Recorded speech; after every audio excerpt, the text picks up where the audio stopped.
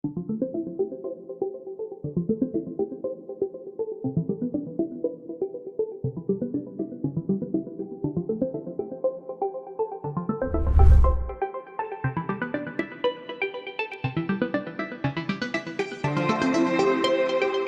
buenas noches, un gran saludo para todos, complacidos de estar nuevamente con ustedes y de poder compartir las buenas prácticas y novedades en este mundo tan apasionante del ultrasonido. Soy el doctor Jesús Marcano y estoy a cargo de la Dirección Académica de Centrus, Escuela Internacional de Ultrasonido con sede en la ciudad de Lima, Perú.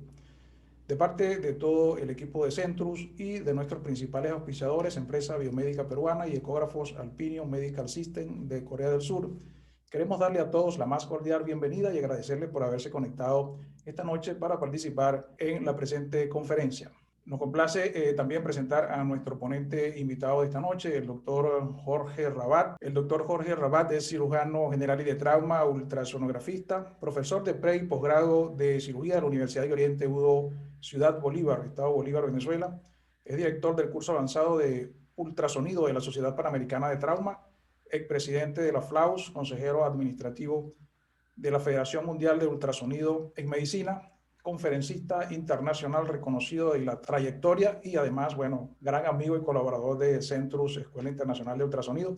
Bienvenido, doctor Rabat, a su casa Centrus. Muchísimas gracias, doctor Marcano. Mi agradecimiento a Centrus, Escuela Internacional de Ultrasonido, a Biomédica Peruana y al Alpinion Medical System por esta oportunidad para comunicarme en un tema tan apasionante como es la enfermedad de la vesícula biliar. Espero que podamos llevar esto más como una discusión, una conversación de un tema apasionante para muchos que de una práctica formal. En esta nueva etapa de la formación académica virtual, pues vamos a tratar de hacerlo lo más participativo posible. Bueno, colecistitis aguda no complicada. Vamos a hablar de los criterios actuales.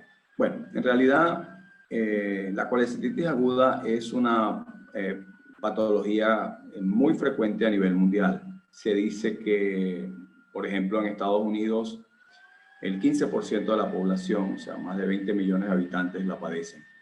Hay una característica interesante que la distribución geográfica determina la incidencia en esta patología y es algo que todavía no está muy claro.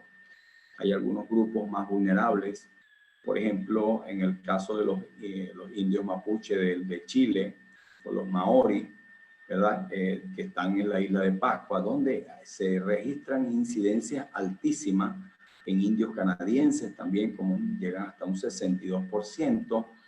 Y no está muy claro aún por qué en estos grupos de población hay una incidencia tan elevada. Chile es uno de los países de mayor incidencia mundial de litiasis vesicular y también del cáncer de vesícula biliar, donde tiene quizás el primer lugar en el mundo. Fíjense que en Estados Unidos, país muy afectado, en los grupos de indios americanos tienen una incidencia altísima, entre un 64 y un 73% de litiasis vesicular. En Europa, los países que más tienen incidencia son Italia, ¿verdad? Suiza, Dinamarca, Polonia, Rumania y China tiene una incidencia muy baja, así como el resto del continente africano. Entonces estamos hablando de una patología muy frecuente y que conlleva una alta mortalidad.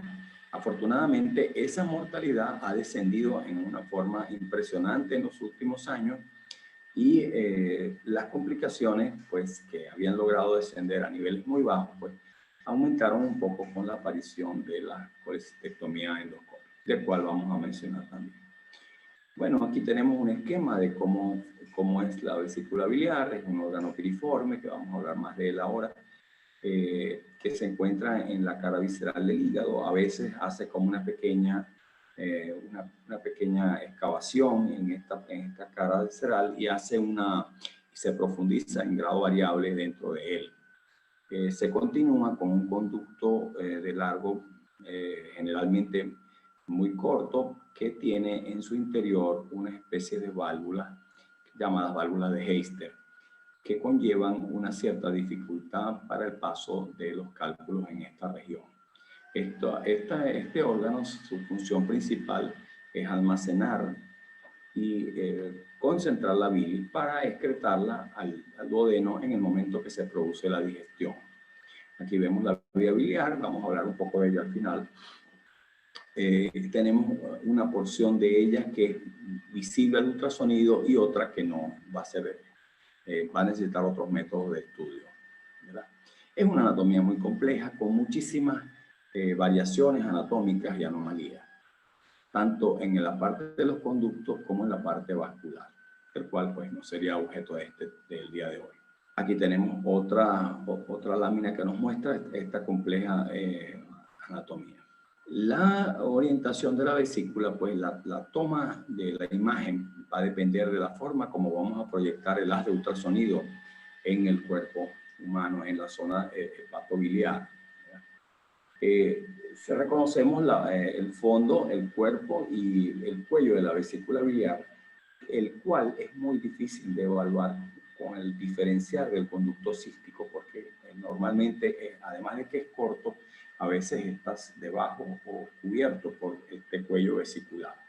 Pero el cuello y el conducto cístico son la zona donde se va a producir la mayor parte de la obstrucción de esta vesícula biliar. Este conducto forma con el hepático el conducto colédoco, del cual vamos a hablar más tarde. Veamos entonces que es un órgano piriforme que mide entre 5 y 7 centímetros. Cuando mide más de 8 a 10 centímetros, pues se considera patológico, y en el diámetro transversal generalmente no alcanza más de 4 centímetros, y cuando tiene mayor diámetro, pues vamos a considerarlo como algo patológico o anormal. En este corte que estamos observando, que es hecho con un equipo tridimensional, haciendo cortes multiplanares, pero nosotros podemos hacerlo con un equipo convencional 2D si hacemos las proyecciones respectivas del corte coronal, transversal, y ver el área transversa o el área longitudinal de la vesícula. Bien, y a ella le va a seguir pues el análisis de la vía biliar, especialmente de este conducto que es el conducto biliar común o colédoco.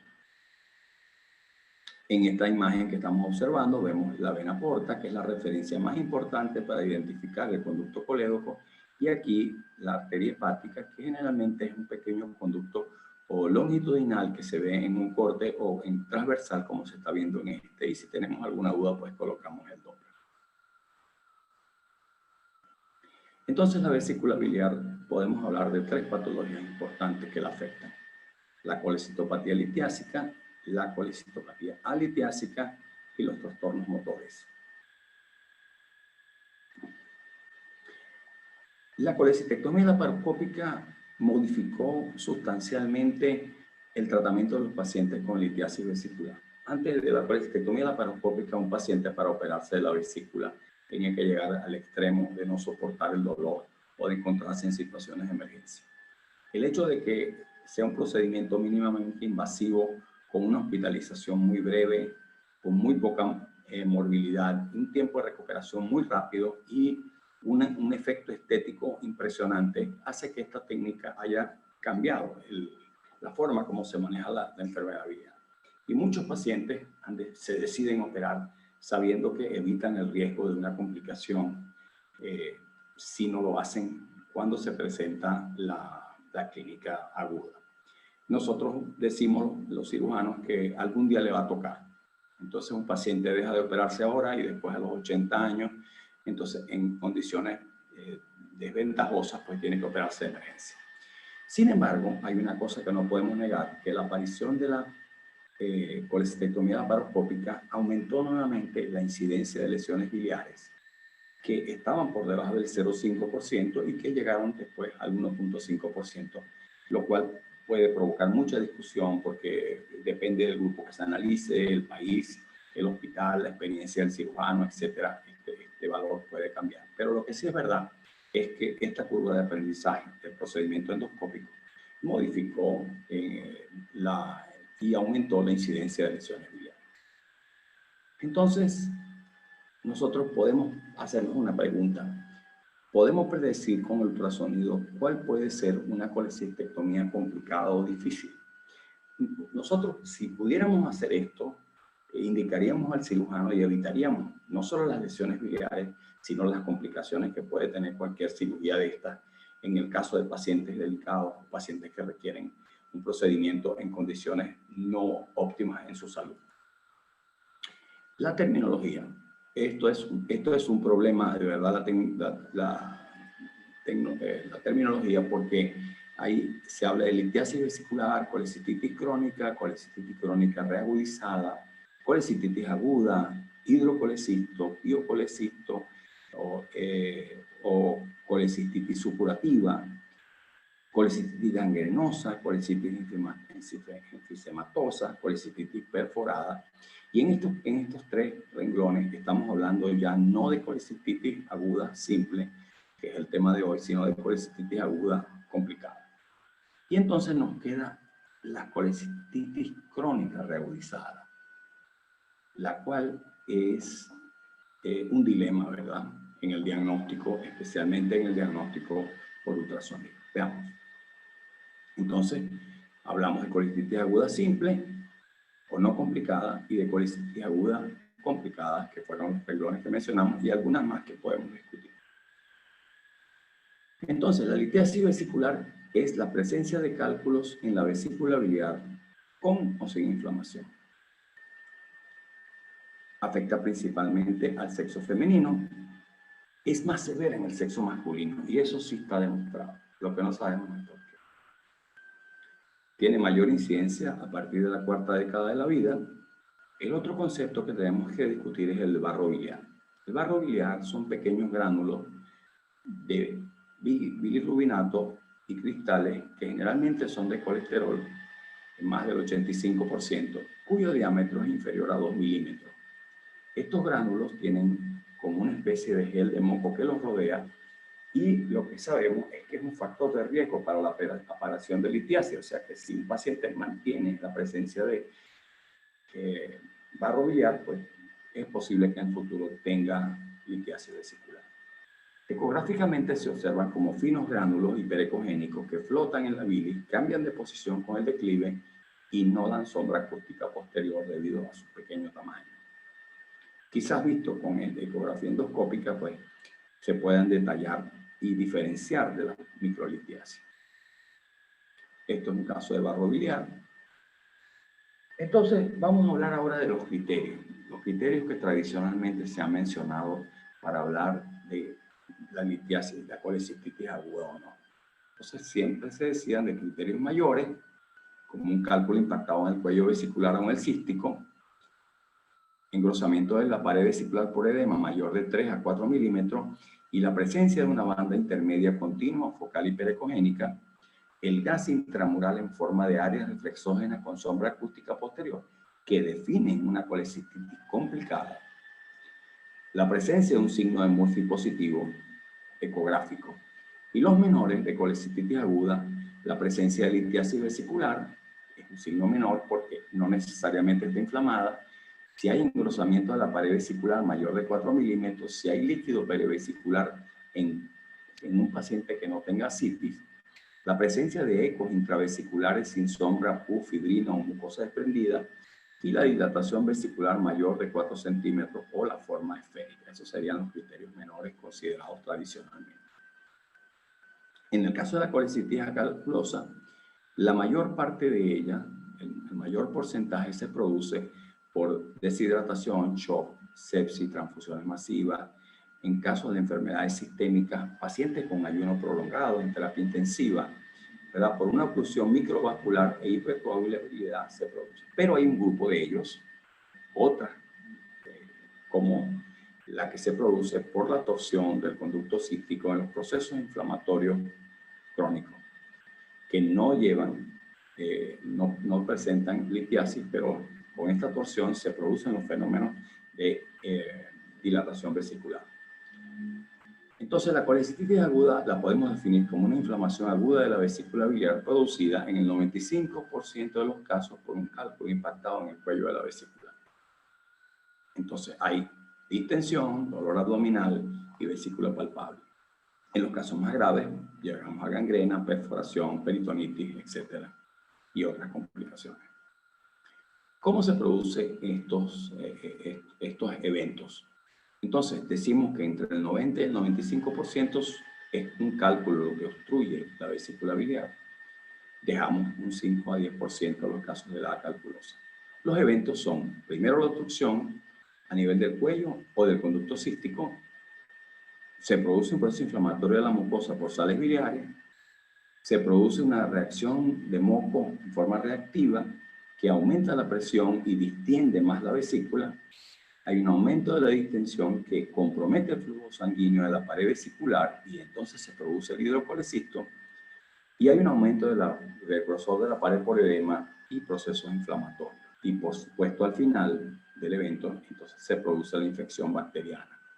Hay un aumento de la presión con este cálculo impactado que va a provocar los fenómenos descritos. En este caso, fíjense, tenemos una vesícula biliar con un pequeño cálculo. No hay distensión de la vesícula. Ella conserva su forma piriforme. La pared está de diámetro normal y podemos decir que esto es una litiasis vesicular simple. ¿Qué vamos a detallar aquí? La forma de la vesícula, su tamaño.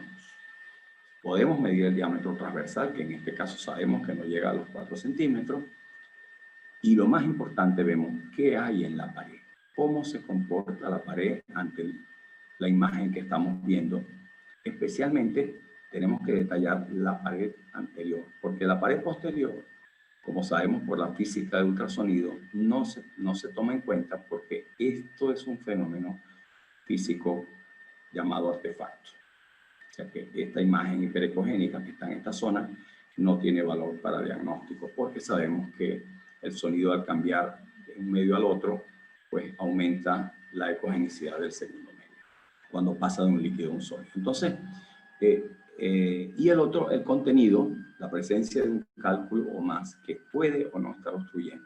Si el cálculo es móvil, cuando movemos al paciente y lo cambiamos de posición, pues estamos hablando de un cálculo móvil que no va a producir problemas en este momento.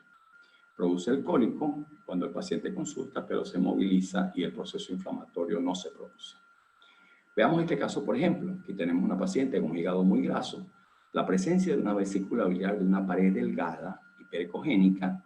Normalmente la pared de la vesícula biliar, como todo órgano digestivo, pues del tubo digestivo tiene sus 3 capas. Lo que estamos viendo como capa hiperecogénica, pues corresponde a la capa de la serosa.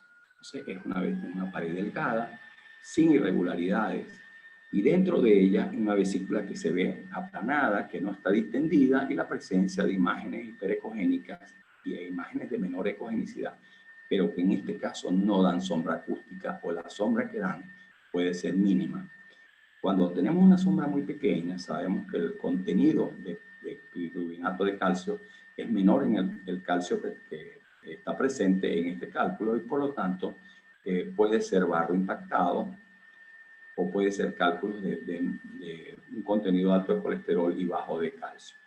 En este caso tenemos la obligación de hacer ultrasonido Doppler para diferenciarlo de una lesión tumoral, pero cuando movilizamos al paciente y lo cambiamos de posición, pues muchas veces salimos de dudas sin hacerlo. Bueno, esto es lo que se postulaba para el 2007. Las manifestaciones clínicas colicitis y colitiasis son signo de Murphy positivo, masa en el cuadrante superior derecho, dolor en el cuadrante superior derecho, resistencia o defensa muscular, náuseas y vómitos. Esto tenía un nivel de evidencia 2. Y en aquel momento, ¿verdad?, el ultrasonido estaba junto con el gammagrama hepatobiliar como los métodos diagnósticos con un nivel de evidencia 2, pero siempre hablando más de la centelografía hepatobiliar que del ultrasonido. Entonces, podemos decir que una colecitis aguda, hay un engrosamiento de la pared vesicular mayor de 3 a 4 milímetros, porque 3 milímetros sería el diámetro máximo considerado normal para la vesícula biliar. Puede haber la presencia del líquido pericolecistítico. Fíjense que aquí se ve una pequeña área necogénica delante de la pared vesicular. Un signo ecográfico de Murphy positivo tiene un 92% de sensibilidad es muy específico, mucho más que un signo de Murphy clínico, porque cuando buscamos el Murphy clínico puede haber otro proceso inflamatorio que no tenga que ver con la vesícula biliar, por ejemplo, una hepatopatía aguda, un absceso hepático, etcétera, que puede confundir. Fíjense que en este caso además estamos viendo la presencia de dos imágenes hiperecogénicas por fuera de la vesícula biliar que no son cálculos, que probablemente tengan que ver con la adenopatía de esa región. La vesícula biliar distendida con un diámetro mayor de 4 centímetros o a lo largo mayor de 8 centímetros es un criterio importante. Si hay un cálculo enclavado y esto se suma a la dilatación de la vesícula, pues esto es muy importante. Si hay un signo del doble halo, dos áreas hiperecogénicas con un área anecoica en el centro, llamado signo del halo, y si hay ecos intramurales, pues esto es muy importante para el diagnóstico de una colecistitis aguda. Si esto lo sumamos, tienen un nivel de evidencia adecuado, especialmente los tres primeros. Veamos este caso de vesícula biliar. Aquí tenemos al paciente, tenemos cálculos muy pequeños que dan un cono de sombra acústica posterior. La pared pareciera estar en el límite del diámetro normal. No hay distensión de la vesícula biliar. Aquí estamos viendo como una pequeña separación en las paredes de la vesícula y como una especie de doble halo con un engrosamiento de la pared vesicular, que es importante porque está en la zona del cuello de la vesícula. No vemos el cálculo, probablemente esté en esta región. A veces no se ve, hay que movilizar al paciente cuando el cálculo está enclavado. Aquí, por ejemplo, tenemos un caso, un compromiso más severo. Hay un gran engrosamiento de la pared vesicular, hay áreas pequeñas de líquido alrededor, ¿verdad? Cuesta ver el cálculo por la gran distensión. El paciente se queja de dolor cuando usted presiona en esta zona y tiene un signo ecográfico de Murphy positivo. Usted está tocando la vesícula y el cálculo se encuentra en esta región. Muchas veces tenemos que ir al ultrasonido tridimensional cuando no logramos ver el cálculo. Aquí, por ejemplo, tenemos un caso de, sin duda alguna, una pared muy engrosada, un proceso inflamatorio muy severo, y fíjense que este es un cálculo enclavado o encarcelado en el cuello vesicular. Paciente con una clínica muy importante. Cuando fuimos a medir el conducto colédoco, vimos que estaba dilatado. Fíjense que aquí está la vena porta y el colédoco pareciera casi del mismo diámetro de ella. Y este es un paciente. En el 2007, un grupo importante de especialistas de todo el mundo se reúnen en Tokio y elaboran lo que se llama el consenso de Tokio. Se ponen de acuerdo en una cantidad de parámetros para evaluar los pacientes con colecistitis aguda, colangitis aguda y complicaciones biliares. Entonces, esta reunión deciden hacerla cada 5 años y ir estudiando cómo van esas directrices. En el 2013 se vuelven a reunir, hacen una modificación de algunos de los criterios y elaboran una guía muy importante que fue refrendada en el 2018 como Guías de Tokio del 2018. Veamos cómo se clasifica la colecistitis aguda según estas guías de Tokio. Entonces, el parámetro A serían los signos locales de inflamación. Si tiene un signo de Murphy positivo, masa o dolor y sensibilidad en el cuadrante superior derecho, como hemos ya mencionado antes. Un criterio B, que serían signos sistémicos de inflamación, fiebre, proteína C reactiva elevada o una elevación de los glóbulos blancos, sería el parámetro B. Y el parámetro C serían los hallazgos de imágenes que llamaríamos características de colecistitis aguda, que ya hemos ido mencionando. Si el paciente tiene un ítem A y un ítem B, se diría que hay una sospecha diagnóstica de colecistitis aguda, ¿verdad? Con estos parámetros. Y si tiene un ítem A, B y tiene la imagen característica, entonces tenemos el diagnóstico definitivo de una colecistitis aguda. Y eso tiene una sensibilidad del 91,2% y una especificidad del 96,9%. Ahora, ¿cuáles son los métodos de imagen para estudiar la colecistitis aguda? El ultrasonido, el gammagrama, la tomografía y la resonancia magnética. Veamos. Fíjense que a pesar de que algunos de ellos tuvieran en algún estudio un nivel de especificidad mayor, porque sabemos que el ultrasonido es operador dependiente, el ultrasonido planteó la siguiente pregunta en la guía de Tokio. ¿Se recomendaría la ecografía para el diagnóstico de colecistitis aguda? Sí, es el método de imanología de primera elección para el diagnóstico morfológico de colecistitis aguda, con un nivel de recomendación, una recomendación 1 y un nivel 0.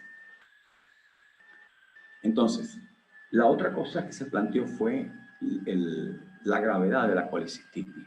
¿Cómo clasificarlas en 3 grados? Grado 3, que sería la más severa, es cuando se asocia disfunción de alguno de los siguientes órganos o sistemas. Cardiovascular, si el paciente está hipotenso y requiere dopamina o dosis de norepinefrina para recuperarlo, para recuperar esa hipotensión, este paciente tiene una colecistitis aguda severa. O sea, este es un grado 3, es un paciente inoperable. Igualmente, si tiene disminución del nivel de sensorio, disfunción respiratoria y disfunción renal, que yo creo que a muchos cirujanos este último parámetro no sería la razón para suspender una operación de emergencia a un paciente de esto. Pero fue considerado en la guía de Tokio como motivo para clasificar esta colecistitis aguda en grado 3. Si alguno de estos parámetros se une, pues ya sabemos que este paciente es inoperable de cualquier forma. Y el ultrasonido aquí tendría mucho valor porque nosotros pudiéramos plantear en este caso una colecistostomía percutánea, que es un procedimiento bastante sencillo de realizar y que colocándolo en catéter dentro de la vesícula biliar del paciente en forma percutánea podemos solucionar esta emergencia y diferir la cirugía para un momento adecuado, como hemos hecho con muchos pacientes. Ahora, cuando hablamos de la moderada, que sería el grado 2, fíjense que aquí se mantienen glóbulos blancos muy altos, hay una masa palpable en el cuadrante superior derecho del abdomen, la enfermedad tiene más de 72 horas. Y aquí sí tenemos que nosotros recalcar esto. Este paciente, cuando tiene una colecistitis aguda, que pasa las 72 horas, especialmente que pasa las 96 horas, el grado de complicación que puede haber en esta cirugía es marcada. Y muchas veces los cirujanos que ya tienen experiencia, pues deciden hacer la operación y correr el riesgo. Pero sabemos que este es un paciente que puede comprometerse en su movilidad. Cuando hay inflamación local marcada como colecistitis gangrenosa, absceso pericolecístico, absceso hepático, peritonitis biliar y colecistitis enfisematosa, probablemente sería mejor un procedimiento percutáneo en el momento y después operar al paciente con más seguridad. Pero si hay una peritonitis biliar, seguramente tendremos que recurrir a la cirugía con todo riesgo. En el caso de las leves, las colecistitis leves, las clasifican como la no 3 ni 2. Es una colecistitis aguda en un paciente sano que no tiene ninguna disfunción orgánica, que tiene cambio inflamatorio, que tiene menos de 72 horas o está en el rango de las 72 horas y que su colecistectomía es un procedimiento seguro y de bajo riesgo. En la colangitis aguda, nosotros sabemos que aquí el criterio de gravedad va dado por las manifestaciones en los cambios dentro de las pruebas hepáticas que se van a hacer anormales. Entonces, aquí estos pacientes requerirán otro tipo de procedimientos probablemente antes de la operación, como por ejemplo procedimientos endoscópicos. Veamos algunos casos clínicos entonces. Fíjense, esta es una vesícula biliar, las paredes son más o menos de grosor normal, hay un cálculo flotante y este es un paciente con una litiasis vesicular, su coledoco está dentro del rango normal. Este es un caso, por ejemplo, otro caso, un paciente, esta vesícula está de paredes engrosadas, fíjense que hay un engrosamiento de la vesícula biliar, no está distendida, hay un cálculo que puede estar móvil, ¿verdad? Su forma se conserva y no, cuando la vesícula se distiende se parece más a una berenjena que a una pera. Fíjense que el colédoco es de calibre normal, aquí podemos ver la arteria hepática, la porta y la cava. Este es otro caso un cálculo que está en el cuello, pero que al mover el paciente puede cambiar de posición. No me preocupa porque la pared de la vesícula biliar está normal, el tamaño está normal y los diámetros son normales. Este paciente tiene una pared ligeramente engrosada, fíjense, la pared engrosada con mucho barro biliar. Este es un paciente que habrá que observarlo. Probablemente se trata de una colecistitis crónica litiásica. Aquí tenemos un paciente con una vesícula distendida. Hay un cálculo que se ve enclavado. Hay una pequeña área anecoica hacia el cuello.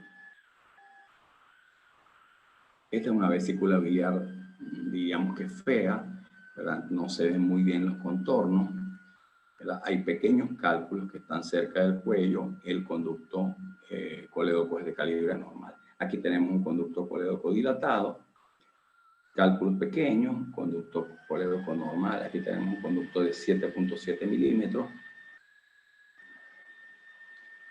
Fíjense, esta es una vesícula biliar de paredes ligeramente engrosadas, no son regulares, están algo irregulares, y tenemos una formación de una ecogenicidad mayor a la del líquido y menor a la de una litiasis. No da sombra.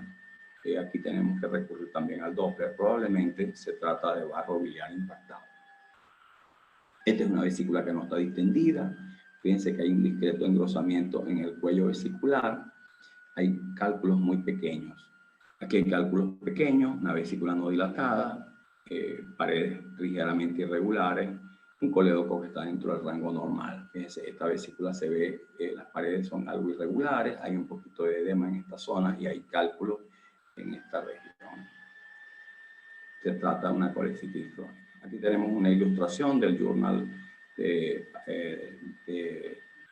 hepatobiliar pancreático, y vemos que ahí muestran el líquido pericolecistítico. Aquí se ve mucha cantidad de líquido, en este caso hay detritos, hay cálculos, ¿verdad? Y este proceso es un proceso inflamatorio crónico reagudizado probablemente. Aquí se ve una vesícula difícil de ver, de evaluar. Hay bastantes detritos. Aquí se ve como si tuviera una forma, trata de parecer redondeada. A veces tenemos dudas, como en ese caso. Pero en esta ilustración del journal también vemos una vesícula biliar con paredes muy engrosadas. Fíjense que hay imágenes lineales dentro de la pared, ¿verdad? Y hay esta zona anecoica o hipoecogénica dentro de las dos áreas hiperecogénicas que forman esta pared, que parecieran separadas. Y un cálculo que está obstruyendo, impactado en el cuello vesicular. Es muy irregular la pared. Por eso siempre les digo a mis alumnos y a mis residentes que cuando vean una pared engrosada e irregular, tienen que estar muy pendientes, especialmente si hay un cálculo enclavado en el cuello que no se moviliza. Este paciente es un paciente muy agudo y este caso está pasando de una colecitis simple o no complicada a una complicada. Se discutió en las guías de Tokio de 2018 la utilidad del Doppler a color. En el 2013 se postuló que el Power Doppler podía tener importancia en la evaluación del proceso inflamatorio de la pared vesicular para distinguir las colecistitis agudas. Pero en el 2018 se llegó a la conclusión de que no es importante, no puede ser un parámetro de evaluación porque las diferencias entre un estudio y otro son muy marcadas por el tipo de equipo, por la forma como se determina el flujo y por la pared abdominal del paciente o el contorno abdominal del paciente. Entonces, no tiene utilidad. Bien. Bueno, uno no le falta el gusanillo de hablar un poquito de las complicadas. En la colecitis gangrenosa, que es un grupo del grupo de la colecitis complicada, se presentan membranas intraluminales, irregularidades marcadas de la pared.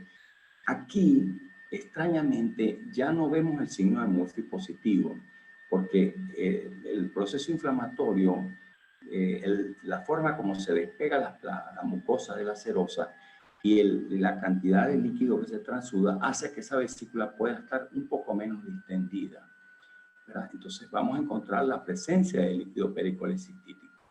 Realmente nosotros esto de la ausencia de Murphy no lo vamos a ver sino cuando se produce la necrosis. Aquí hay una ilustración de los cambios que habíamos mencionado. Vamos a ver unos casos nuestros. Veamos este caso, por ejemplo, aquí hay un cálculo impactado. Fíjense, aquí hay una pared irregular, muy gruesa, y aquí hay como disrupciones de la pared con esta imagen que nos trajo dudas, pero que no se trataba de ningún tumor. Al ponerle el Doppler, pues no daba señal. Se trataba de una colección de barro muy espeso impactado en este paciente con una vesícula que deben sospechar cuando el tamaño de la vesícula es muy grande, ¿verdad? Cuando sobrepasa los 10 centímetros y cuando es muy pequeña. Cuando la vesícula biliar empieza a retraerse por los procesos inflamatorios y su tamaño empieza a reducirse, deben tener cuidado, porque entonces uno cree que no está distendida y realmente está muy distendida. Este diámetro ha aumentado y, como les dije, hay una irregularidad importante en las paredes, además de este engrosamiento tan importante. Veamos este caso también. Fíjense que esta es una colecistitis complicada. Fíjense que hay un engrosamiento sumamente importante de la pared. Hay irregularidades y la presencia de líquido y ustedes no ven un contorno ecogénico lineal uniforme, sino completamente alterado con la presencia de un cálculo enclavado aquí.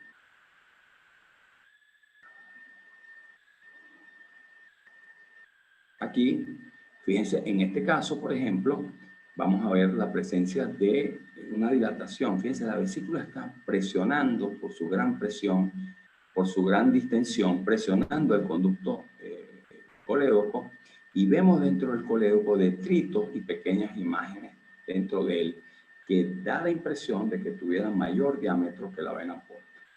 Aquí tenemos otro conducto dilatado por la presión de la vesícula biliar, en otro caso de colecistitis gangrenosa. Este caso es interesante porque fíjense que en este caso puedo mostrarles cómo se correlacionó perfectamente el ultrasonido con los hallazgos de la cirugía. Fíjense aquí, por ejemplo, esta es una capa muy fina que sería la serosa. Hay una separación importante entre la mucosa vesicular y la serosa y las capas intermedias musculares. Sospechábamos que estaban completamente desprendidas y se trataba de una gangrena vesicular. Veamos aquí, fíjense cómo pudimos comprobar que hay un espacio completo que se abrió y se desprendió la mucosa de la serosa, con áreas muy importantes de gangrena que se mantuvieron en toda la vesícula. Este paciente, sin embargo, mantuvo un signo muy positivo. Fíjense otro caso, otra vesícula biliar, donde el cálculo costaba verlo. Fíjense, aquí está la imagen litiásica que da sombra, una sombra muy tenue, una gran distensión, un dolor muy importante del paciente. Y fíjense qué irregular está la pared vesicular. Pareciera que hay zonas de disrupción en ella. Aquí tenemos una área anecoica en una porción de la pared, pero fíjense qué alterado está en esta área.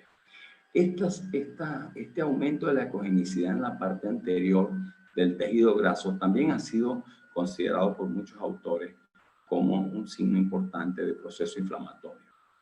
Esto nos lleva a pensar muchas cosas. Veamos, por ejemplo, que esta área y esta zona inflamada va a considerar un verdadero problema para el cirujano cuando vaya a operar a este paciente, porque esta zona hiperecogénica nos está hablando de una inflamación muy severa que probablemente tenga varios días y vaya a provocar una dificultad técnica que puede llevar complicaciones en la cirugía. Entonces, nosotros podemos decir, en un caso como este, o sugerir al médico tratante que se trata de una colecistitis complicada que puede dar muchos problemas en el procedimiento. Eso es lo que se llama una vesícula difícil o una colecistectomía difícil. Cuando hablamos de la enfisematosa, aquí el gas intramural o intraluminal implica enfisema. Esto no es tan frecuente de ver, ¿verdad? Y es más fácil de distinguir en la tomografía, pero si logramos verlo, pues se habla entonces, en este caso, el gas está dentro del conducto biliar. La colecistitis perforada, hay un defecto en la pared de la vesícula biliar y se produce lo que se llama el signo del agujero. También pueden verse los cálculos extraluminales, afortunadamente no es tan frecuente, es menos del 1%. Fíjense aquí en este caso, por ejemplo, hay una disrupción completa de la pared, ¿verdad? Y hay lo que queda dentro de la vesícula ya prácticamente cede la distensión y ya casi no hay bilis, sino prácticamente barro y gran cantidad de detritos dentro de ella. Ese es el paso que sigue después de la gangrena. Hay fuga de bilis y de lito, entonces muchas veces lo que vamos a conseguir son estos detritos nada más. A veces podemos ver el asa intestinal adosada, lo cual puede conllevar a la presencia o a la sospecha de una fístula o al duodeno o al colon. Aquí tenemos otro caso de perforada, otra colecistitis perforada, y fíjense que lo importante que es evaluar la pared vesicular. Vean qué interesante es ver la pared vesicular, que para mí es uno de los parámetros más importantes. Con él yo siempre valoro si se trata de una colecistitis crónica, si se trata de una colecistitis aguda o si es una aguda, una crónica reagudizada. Fíjense, por ejemplo, lo mismo podemos ver en el diámetro transversal y las alteraciones de la pared vesicular. Nunca tomen en cuenta, como les dije, la pared, lo que produce los fenómenos de artefactos que se producen en la pared posterior, pero sí en la parte anterior. Bueno, muy bien. Aquí tenemos un caso, un síndrome de Mirici. Podríamos hablar horas y horas de los problemas que podemos encontrar en la vesícula biliar. Pero aquí tenemos un caso, un síndrome de Mirici. Fíjense que un cálculo enclavado completamente que va a presionar sobre la vía biliar. Aquí tenemos el colédoco, la porta y la cava.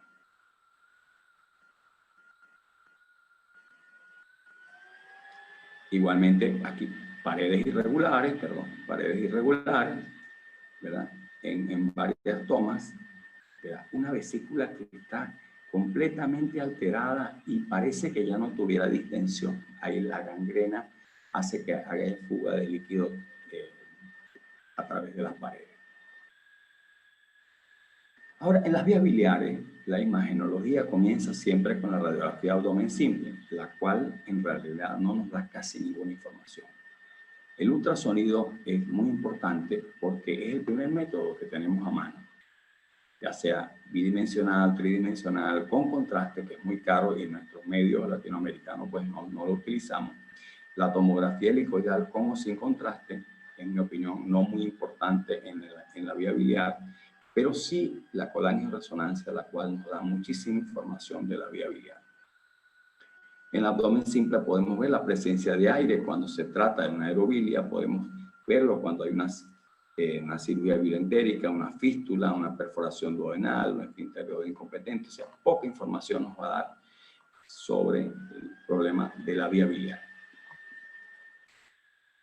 Fíjense, por ejemplo, la colangioresonancia sí nos permite localizar el cálculo en las áreas donde el ultrasonido no está accesible, como por ejemplo en la porción intramural o en la porción retropancreática, que hay áreas donde no lo podemos ver. El resto del colédoco lo podemos ver sin problemas y los conductos hepáticos, pero esta zona es difícil de evaluar por ultrasonido. La colangiografía intraoperatoria, un método que utilizamos los cirujanos en forma selectiva para muchos casos, ¿verdad?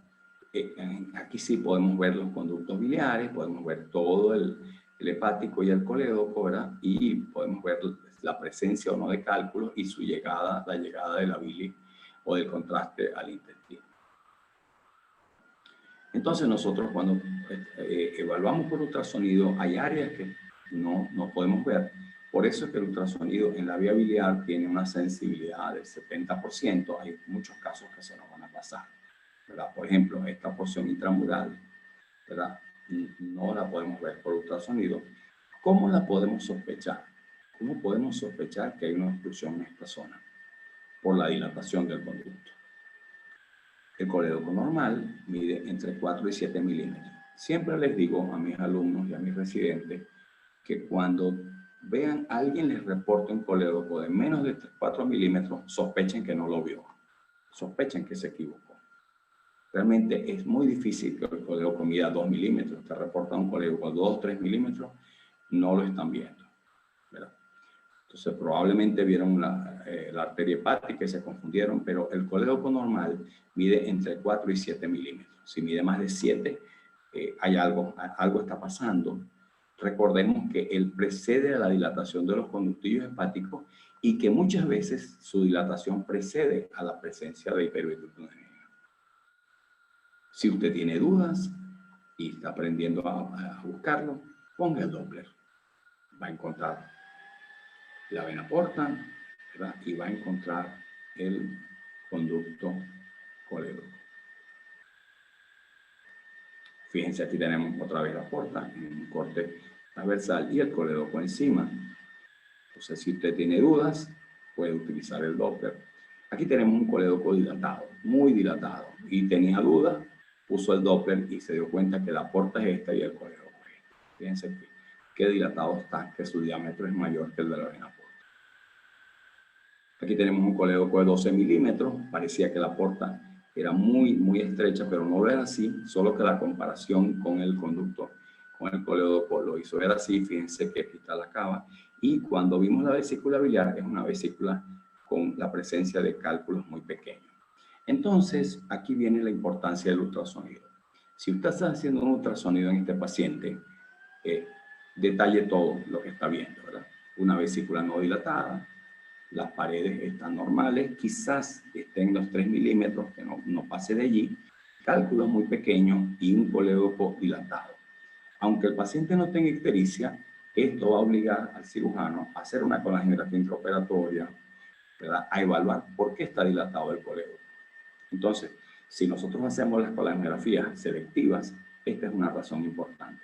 O usted informó la presencia de un colédoco dilatado con cálculos pequeños, el cirujano puede decidir hacer una colangioresonancia antes de la operación o hacer un procedimiento previo endoscópico como una colangiopancreatografía retrógrada endoscópica, o la CEPRE o RCP. Veamos otro caso, un conducto, fíjense el conducto colédoco, un cálculo muy evidente en una zona donde nosotros podemos distinguirlo. Aquí está dilatado y hay un cálculo adentro. Es una vesícula que no nos deja ver mucho, ¿verdad? Es una vesícula que tiene prácticamente, solamente vemos la pared anterior, es pequeña. Esta es una vesícula que ha tenido procesos inflamatorios a repetición y un cálculo dentro del colédoco. Nosotros no podemos decir con este estudio que sea primario o no sea primario, pero lo que sí podemos informar es una vesícula de tal tamaño. Podemos decir que tiene las paredes muy engrosadas e irregulares, la presencia de litiasis que da sombra y la presencia de un colédoco dilatado con un cálculo de tal tamaño dentro de él. Fíjense, aquí tenemos otro conducto colédoco, vean los cálculos muy pequeños dentro de él. Bien, fíjense, este es un equipo de hace mucho tiempo, pero tiene una imagen que nos permite sacar una conclusión importante. Fíjense, y le pusimos la lupa y vean el tamaño de los cálculos dentro de este colédoco dilatado. Otro colédoco dilatado, una dilatación importante de las vías biliares. Otro colédoco muy dilatado, una vía biliar un hepatocolédoco muy dilatado. Si tiene duda, ponga el Doppler y va a encontrar abajo la vena porta. Esta es una colecistectomía laparoscópica, algunos de los casos que uno ve difíciles, con mucha inflamación, y esto se puede predecir. Otro tipo de complicación del conducto hepático es la estenosis posoperatoria. En este caso, una estenosis inmediata, ¿verdad? Por una cirugía con una iatrogenia biliar. Fíjense que hay una gran dilatación aquí. Nosotros podemos decir que el paciente está comprometido, que la cirugía que se hizo está complicada y que este paciente va a requerir otros procedimientos, por ejemplo, la colangioresonancia de comprobación y sí o no una CEPRE o un procedimiento quirúrgico o una derivación. Fíjense este caso, por ejemplo. Este es un paciente que fue operado, tuvo una lesión biliar. Los cirujanos decidieron corregirla de inmediato y entonces hicieron una derivación con yeyuno, pero utilizando una asa de yeyuno que nosotros llamamos no defuncionalizada. O sea, tomaron una asa de yeyuno, hicieron la anastomosis y la paciente al poco tiempo vino con ictericia. Cuando le hicimos ultrasonido encontramos, fíjense, aquí está el conducto hepático, ¿verdad? Y aquí tenemos un área muy estrecha de unión con esta imagen que ustedes están viendo, que parece una C, es el asa de yeyuno. Y cuando hicimos el acercamiento, encontramos con que el área de anastomosis tenía una estenosis muy importante, muy importante. Por eso es que no había paso hacia el asa intestinal de la bile y produjo la dilatación o estenosis postoperatoria. Pero en este caso, no postoperatoria de la cirugía inicial, sino de la cirugía con la que se corrigió esa lesión inicial. Veamos otro caso. Fíjense aquí, por ejemplo, con ultrasonido vimos una estenosis. Aquí están los dos hepáticos y no hay conducto hacia abajo. Aquí está la corrección quirúrgica que le hicimos al paciente. Un caso más anecdótico, ascaris en la vía biliar, ¿verdad? Aquí con un procedimiento endoscópico, pero nosotros no hemos tenido tanta suerte viéndolo en el conducto hepático. Casi siempre cuando vamos le han dado tratamiento y ha fallecido, pero en algunos casos, ¿verdad? Hemos tenido que corregirlo en forma quirúrgica, como pasó con esta niña, que tenía una dilatación importante de la vía biliar. Pensamos que era un solo ascaris y resulta que era un montón de ascaris dentro de la vía biliar. Caso anecdótico. Bueno, no sé si las preguntas, ojalá que podamos intercambiar y ponernos de acuerdo en algunos de los criterios que hemos mencionado. Muchísimas gracias. Aquí me preguntan, buenas noches, quisiera saber cuáles son los criterios quirúrgicos actuales para colecistectomía por colelitiasis. Gracias. Bueno, en realidad, si el paciente tiene una colelitiasis asintomática, o sea, que no tiene síntomas, sino que se detecta en un examen de rutina que tiene una litiasis en la vesícula, usted puede conversar con su paciente y plantearle la necesidad o no de operarse por el riesgo a complicaciones futuras. Fíjense un detalle. Hablando como cirujano, yo diría, bueno, todo el paciente que tenga una litiasis vesicular debe operarse antes de la complicación. Algunos dirán, un gastroenterólogo puede decirle, no, toma tratamiento y haz dieta y no te operes. Yo creo, con la experiencia ya de 30 años haciendo cirugía y 3 años haciendo posgrado, que tarde o temprano el paciente va a tener manifestaciones. Y muchas veces las manifestaciones agudas que presenta el paciente las confunde con patología del colon, las confunde con otro tipo de entidades, con gastritis, y cuando realmente se determina, tiene una colecistitis crónica litiásica que ha dado síntomas, y después cuando pasa a la fase subaguda o la fase crónica reagudizada, este paciente puede tener graves complicaciones en la cirugía. O sea, puede complicarle al cirujano un procedimiento que debería ser muy sencillo. Entonces, yo creo que si el paciente tiene síntomas o dentro de la exploración, cuando usted le hace ultrasonido, encuentra una vesícula biliar con algunos de los criterios que hemos mencionado, engrosamiento de la pared, ¿verdad? Que te está diciendo que ya ha habido procesos inflamatorios. Entonces, este paciente debería programarse una cirugía electiva. Recuerden que el riesgo se multiplica cuando se hace cirugía de emergencia, en cualquier tipo de emergencia, pero también en la cirugía biliar. Ok, buenas noches, doctor Jesús. Me pregunta la siguiente: a nivel ecográfico de la vesícula presentando dolor a nivel de hipocondrio derecho del barro biliar, ¿se puede reportar o su diagnóstico definitivo sería litiasis biliar? Ok, veamos una cosa. Cuando yo digo litiasis biliar, no estoy diciendo dónde está. O sea, para algunos autores que he revisado, ellos hablan de litiasis biliar y litiasis vesicular en forma indiscriminada. Pero si usted tiene una litiasis biliar, puede tener un cálculo dentro de la vesícula o dentro del conducto biliar, tanto el hepático común como el colédoco o en alguno de los conductivos. Entonces, nosotros debemos precisar litiasis vesicular cuando está dentro de la vesícula biliar del cálculo y litiasis biliar cuando tiene cálculos en la vía biliar. El barro biliar. El paciente tiene barro biliar y no tiene clínica o tiene clínica. ¿Las paredes de la vesícula biliar son de grosor normal o no? Recuerden que hay un grupo de pacientes que no van a tener cálculo, que son muy pocos, un 5% aproximadamente, que pueden debutar con una colecistitis aguda. En la experiencia que hemos visto de pacientes con trastornos motores, por ejemplo, que no son muchos, los pacientes que tienen trastornos motores por hipotonía, ¿verdad? Que son un tipo de trastornos ahí por hipo y por hipertonía, a la larga presentan barro biliar y a la larga terminan presentando cálculo.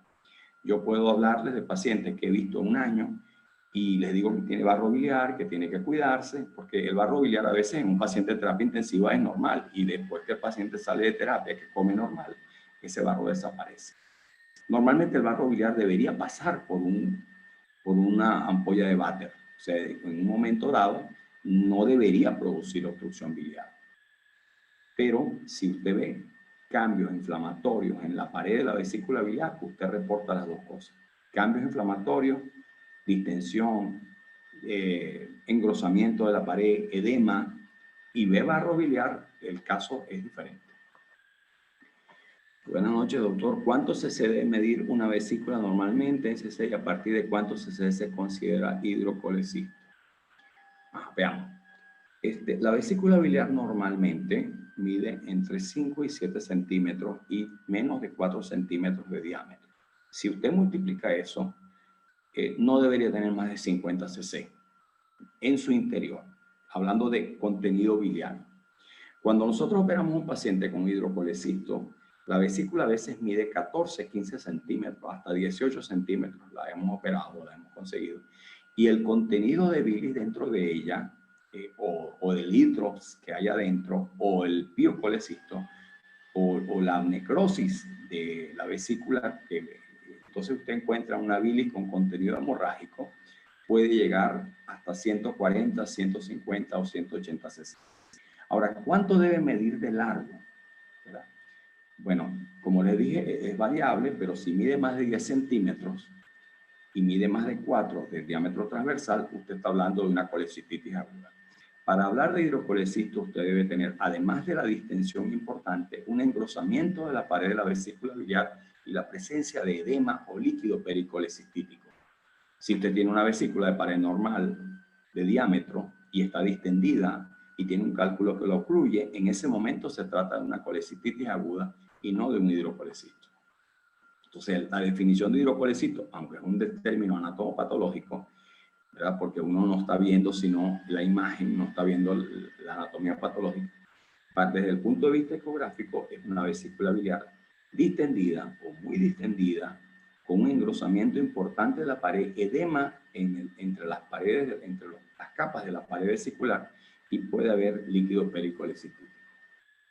Buenas noches, saludos. ¿Cuál es el signo ecográfico más específico de la colecistitis aguda? El doctor Pirela. Bueno, doctor Pirela, los signos ecográficos más específicos son la distensión de la vesícula biliar con la presencia de engrosamiento de la pared, edema y un signo de Murphy ecográfico positivo.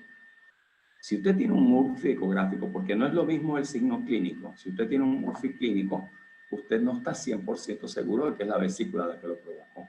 Puede ser el hígado. Pero si usted está viendo la vesícula y con el transductor o su dedo sobre ella está presionándola y el paciente presenta un Murphy positivo, eso tiene 92% de especificidad. Entonces, yo, por ejemplo, tomo muy en cuenta el grosor de la pared, la distensión y el Murphy positivo. Ahora, si usted tiene ecos intramurales, tiene líquido pericolecistítico, usted está hablando ya de un caso complicado. Buenas noches. ¿Hay criterios para concluir en colecistitis estática crónica reagudizada? Veamos. Este es un paciente que tiene una vesícula biliar que ha tenido varios procesos inflamatorios. ¿Cómo lo sospecho? Usted le hace ultrasonido, ve una vesícula que las paredes están engrosadas, en forma anormal, tiene 4 milímetros, 5 milímetros de grosor. ¿verdad? Que usted hizo el proceso inflamatorio, lo tuvo con una colecistitis aguda o con hidrocolecisto, se enfrió el proceso, porque en nuestros hospitales cuando tiene más de 72, 96 horas, o sea, cuando pasa de 3 a 5 días, ese paciente no se opera de inmediato. Generalmente se da tratamiento médico y se opera posteriormente después de 6 semanas. Cuando usted lo vuelve a ver, ese paciente va a encontrar que esa vesícula está crónicamente inflamada. Y esa vesícula puede hacer un segundo proceso inflamatorio o tercer proceso inflamatorio. Entonces se trata de un caso reagudizado. Ese paciente no llega a tener una vesícula de 14, 15 centímetros. Ese proceso inflamatorio mantiene las paredes gruesas de manera que no puede crecer. Ajá. O sea, primero, de la definición de crónica. Ahora, crónica es un proceso inflamatorio que ha sucedido varias veces. Y usted ve la pared gruesa, esa vesícula difícilmente va a seguir creciendo porque en ese engrosamiento siempre hay fibrosis. ¿Qué complicaciones se pueden ver en el lecho vesicular post-colecistectomía inmediata y tardía?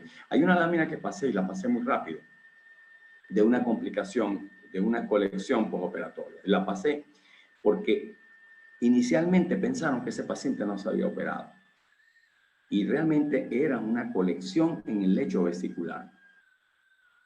Entonces, cuando nosotros tenemos la presencia de líquido en el lecho vesicular en un postoperatorio y usted ve la presencia, puede haber una pequeña cantidad, es normal, pero si usted ve que ese líquido tiene grumos y los grumos cuando usted está haciendo el ultrasonido dan brillo, usted puede pensar que ese líquido es purulento.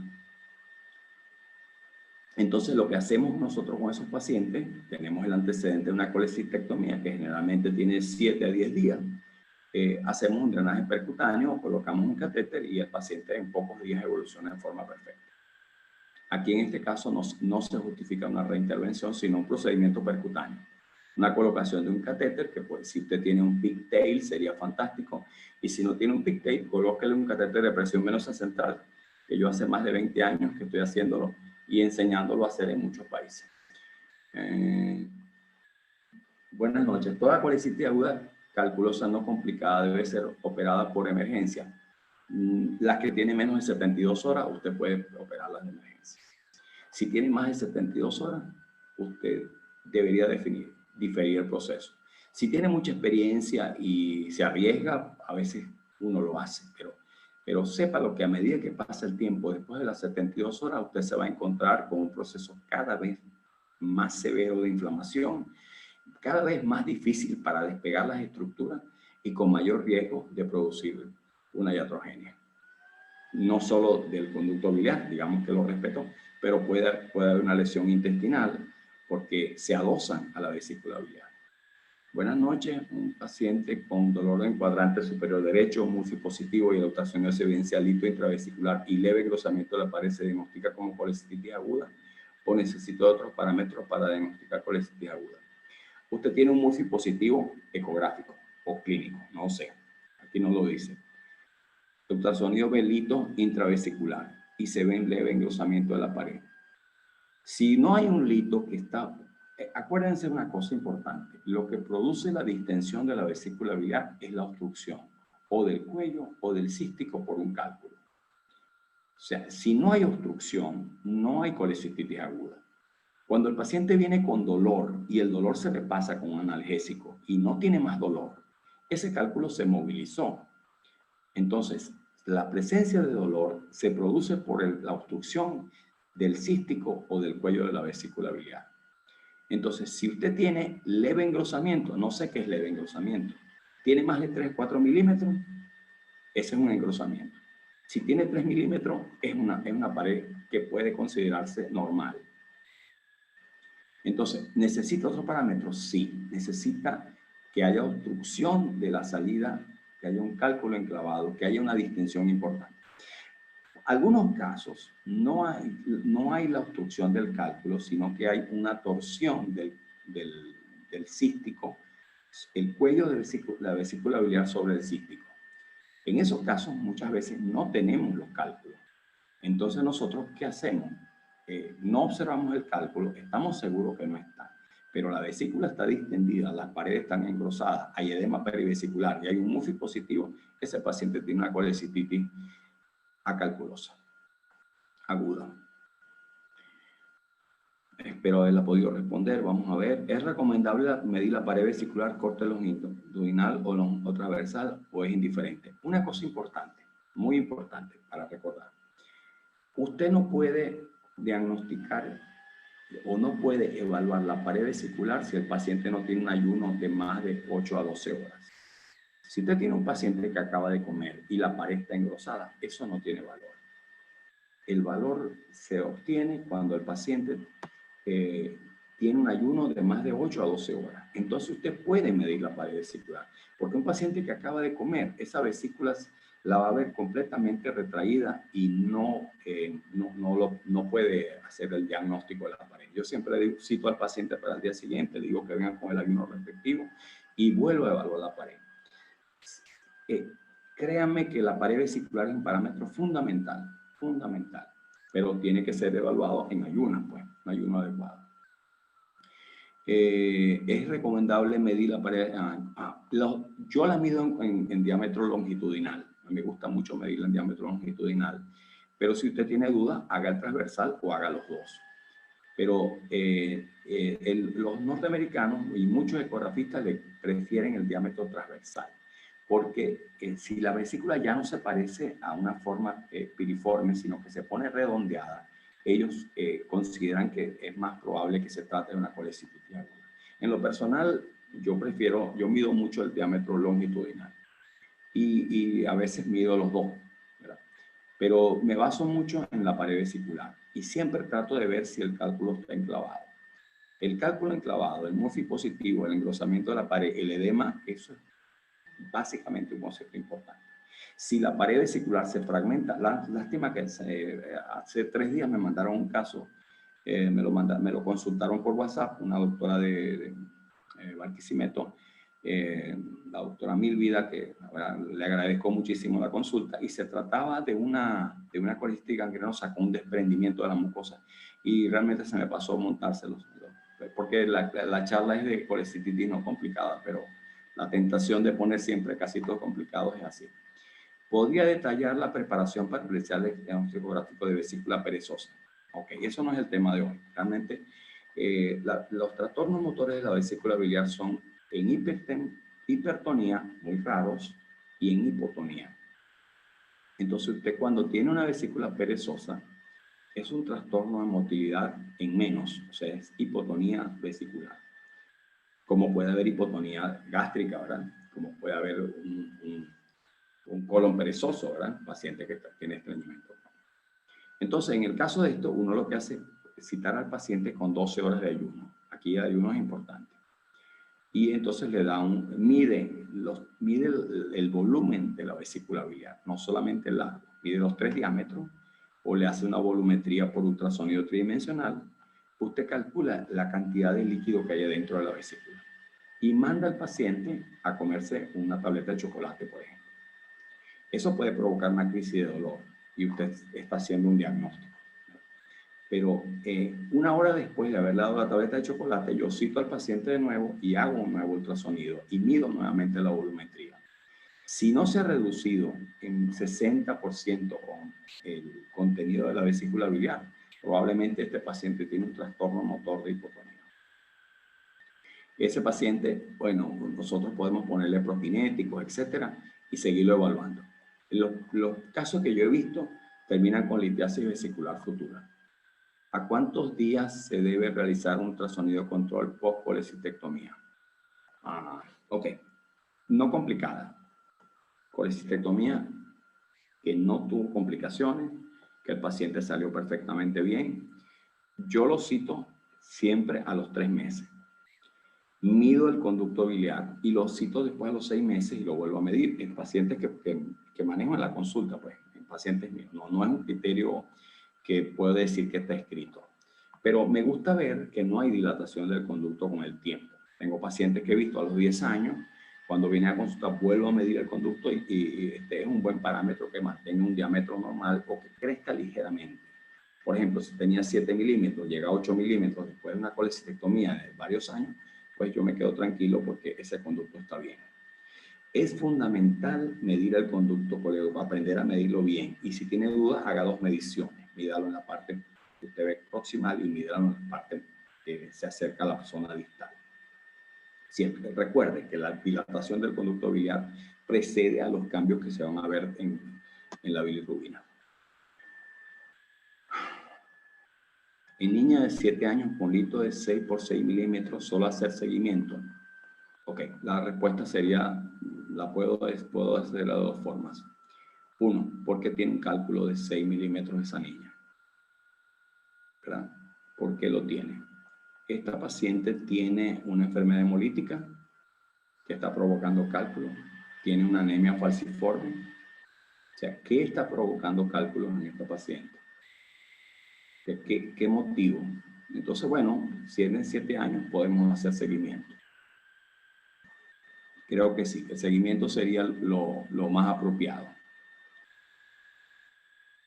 Pero ese cálculo va a seguir creciendo. Esa paciente en algún momento va a requerir un procedimiento quirúrgico. Vamos a operar a un niño. Nosotros en nuestro centro, pues los cirujanos de adultos no operamos niños. Pero cuando se trata de problemas biliares, nosotros tenemos más experiencia que los pediatras. Bueno, pero hay cirujanos pediatras excelentes que hacen cirugía biliar y son excelentes. Buenas noches, felicidades por eso. Me gustaría saber cómo nos damos cuenta si el paciente ha tenido inflamación de la vesícula a repetición, que vi que lo mencionó. ¿Cómo nos damos cuenta? Nos damos cuenta por la pared vesicular. Una pared vesicular hiperecogénica engrosada de 4 a 5 milímetros nos va a decir que ese paciente tuvo varios procesos inflamatorios, pero generalmente debe tener cálculos allí. Buenas noches. En el embarazo, ¿bajo qué concepto sería recomendable la colecistectomía? ¿En qué etapa del mismo sería lo más recomendable? Después del embarazo. ¿Es frecuente la colecistectomía complicada con blancos normales? No es frecuente. El parámetro de los glóbulos blancos lo han considerado entre las guías de Tokio. Es raro que los tengan normales. Cuando tiene una colecistectomía complicada es rarísimo. Siempre los tiene altos. ¿Cuánto debe medir el colédoco con pacientes con colecistectomía? Gracias. Si era un colédoco de 7 milímetros, no puede subir mucho su diámetro. Generalmente 1 milímetro más o mantenerse igual. Con los años puede haber una cierta dilatación porque dicen que va acumulando un poco más de volumen. Buenas noches. Importancia clínica y posibles complicaciones de la vesícula hidrópica. Es un caso grave. La vesícula hidrópica evoluciona a un piocolecisto y evoluciona a la gangrena vesicular por la distensión. Hay que tratarla en forma adecuada. Si tiene menos de 72 horas, se puede hacer cirugía con menos riesgo. Si tiene más de 72 horas, y especialmente si pasa de 5 días a 7, es preferible diferirla si el paciente mejora con tratamiento médico y operarlo electivo. ¿Qué opina de los senos de Rokitansky? Bueno, no mucha opinión en eso, porque el ultrasonido no nos va a ayudar ahí. ¿La pared vesicular se puede engrosar en cualquier otra causa de abdomen agudo? Sí. Sí, si hay ascitis la va a ver gruesa. Si el paciente, eso es muy importante, esa lámina no la puse, pero yo tengo unas láminas de pacientes, por ejemplo, con dengue, que tienen la vesícula inflamada, engrosada. Y los pacientes con hepatitis aguda hacen vesícula engrosada. ¿Cuál es el truco? El truco es que, igualmente los pacientes que están en terapia, el truco es que cuando el engrosamiento se debe a una causa médica, ya sea ascitis, ya sea una enfermedad sistémica, ¿verdad? La pared vesicular se pone gruesa, pero el contenido se disminuye. O sea que el crecimiento de la mucosa es hacia la luz. Usted va a ver una vesícula gruesa, pero con poquito contenido. Esa lámina me faltó ponerla. Buenas noches. ¿Cuál sería el mejor método de identificación del colédoco ante la duda con equipos sin Doppler? Gracias. Bueno, la mejor forma de identificarlo es observando la vesícula biliar, qué es lo que continúa ella, y viendo la vena porta. Usted tiene que identificar la vena porta, aprender a identificarla siempre. Y la vena porta es un vaso que tiene paredes ecogénicas, aunque es una vena, ¿verdad? Que se encuentra por debajo, ecográficamente por debajo del colédoco. Una palabra de despedida para nuestra nutrida audiencia esta noche, doctor, de su parte. Bueno, no me equivoqué. El tema trajo muchas